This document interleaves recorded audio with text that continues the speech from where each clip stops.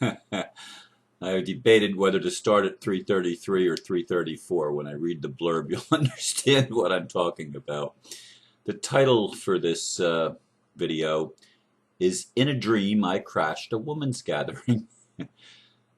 Last night, I thought I would be talking about my impressions of the Q&A session with the Ambassador and Dave Schmidt.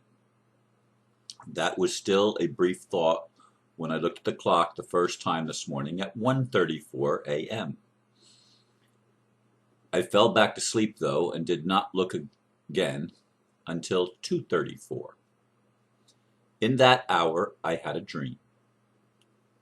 I did something my ego mind would never allow in the real waking world. I went to a woman's gathering without pretense or presumption. I fit right in with the sharing circle and did not even notice that I was the only man, nor did anyone point it out to me. Then the program shifted and I was laying on the ground meditating.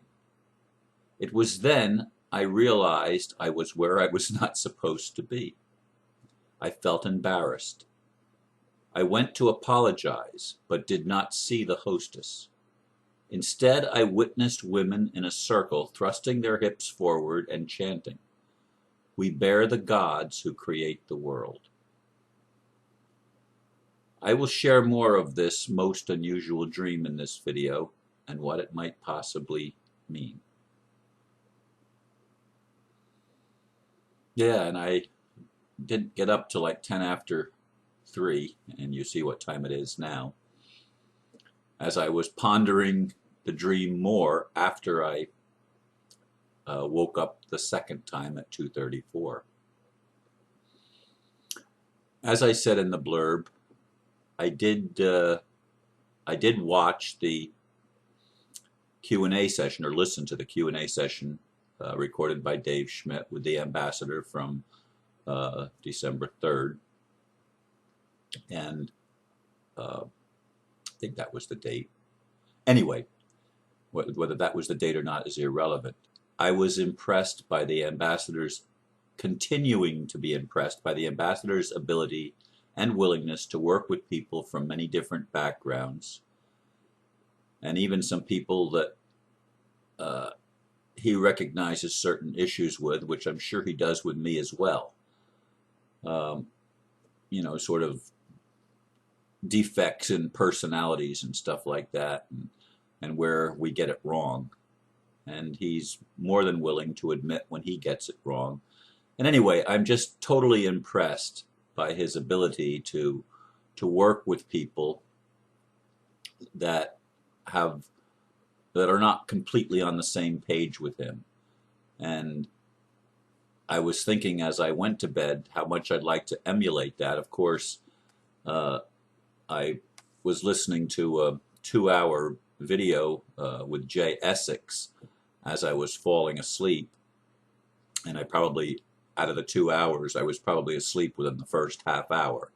So I don't know how much he played a role, because he does this get in your mind thing and shift things around, and maybe he was doing some of that, which opened me up to be able to even have the dream. And by the way, Jay Essex is the man that I just recently discovered as a result of the letter that I read a couple of days ago that I received from, I don't remember the man's name, somebody that I don't think I've ever communicated with before, but pointed out that Jay Essex and I are the two people that stand out to him as far as public figures making videos. In any case, I had the dream. And the dream was very, very weird in the respect, as I said, this is not something I would ever even think of doing. I had asked the hostess, the lady who was in the dream, the actual hostess of this. She does women's gatherings all the time and has been doing that for many years. For, you know, every year they gather, what is it, 17 years in a row or some 15? I don't know. I don't remember how many years in a row it's been, where the women go up to North Carolina and they have this women's gathering retreat, this New Vision women's gathering. This was announced as being the last year it's going to happen. It's usually in the fall in October. Anyway, I had asked once, because she has a lot of women's only gathering, and I had asked once, why can't I come? And she says, well, you can, as long as you are willing to have a sex change operation. In other words, I'd have to be castrated to be able to attend the women's gathering. But in this dream, as I said, without pretense or any type of presumption, or without even realizing I wasn't even supposed to be there, I just simply went. I went, and I went in, and I sat down in the circle, and it wasn't where she normally would have this gathering, or at least it was not in a setting that I recognized. Let's put it that way. So I'm not sure where it was. It was a large room, and there were various types of seating arrangements, including stuffed, couches and love seats and stuffed furniture. But it was a very large room, quite a large room. And again, I was just sitting, and we were sharing in the circle. And I don't know how it shifted, but then I'm laying on the grass, and it's and where, if this was at her home, there's no grass there because it's a high-rise condominium on the beach. But this was a grassy place, and there were others that were also laying there. Some of the women were laying, but we were all in our own little space. And it was there when I was meditating that it dawned on me in the meditation, you're at a woman's gathering. And as I said, I recognized embarrassment. I'm not supposed to be at a woman's gathering. Yeah, I am the only guy here. Yeah, nobody said anything to me. I need to apologize to this hostess. And so I went looking, and they were on the other side of the building. There were a bunch of women gathered, and again they were in a circle, and they were, as I said in the blurb, thrusting their hips forward and chanting, "We bear the gods who create the world." Interesting. Interesting, because it is from the goddess that the gods who create the world, the patriarchy, if you will, it's the women that bear the men, that become the gods that create the world and are responsible for the world. Men are the builders. Women are the bearers. They are the nurturers. In my own personal life, I lack nurturing. I have felt not only from the lady that is the hostess of this women's gathering and many other women's gatherings, I have felt quite honestly rejected. I've gone to listen to this person speak on a number of occasions. And over the years, not once has she come to hear me speak. In the entire history of knowing this lady. But yet, when I finally connected with her to issue my apology, she was gracious beyond belief. And it's like we both had an awakening of how much we as men need women, and an awakening of how much women need men. That there was no accident in the separation of the sexes, if you will, or the polarization of the life force energy into masculine and feminine energy. That they were two parts of an essential whole that needs to come together at this time. And we need to recognize the part we each play in creating the other the way they are. Or should I put it this way? We provide the life experience that creates the thought patterns that have kept us apart, the polarization and everything else, and we need to reverse that. The women need to realize that it is through their bearing and their nurturing that they help create the very things in our world that the matriarchy builds. Some have suggested that I reject working with women, which is laughable because I have been at many meetings over the course of my especially metaphysical life, in the past 20 years, where I've been the only man, or one of only maybe 2 or 3 men out of 20 or so women. It's very unusual to have more men in a group that I go to in the metaphysical community, where men are even on an equal par with women. Most of the time, it's the women who outnumber the men. And in my life, I have been wounded a lot in these groups by the women.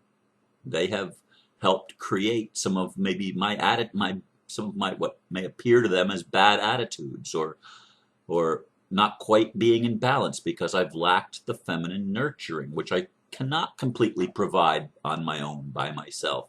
And I remembered, as I was meditating there this morning, many years back, where I was leading a metaphysical group, and a new lady came in, and there seemed to be a mutual attraction between the two of us. And as I'm putting all the chairs away and reorganizing the room, I start to go out toward the lobby of the building, and here is this new woman talking to one of the other women in the group, and this other woman is bad-mouthing me to this new lady.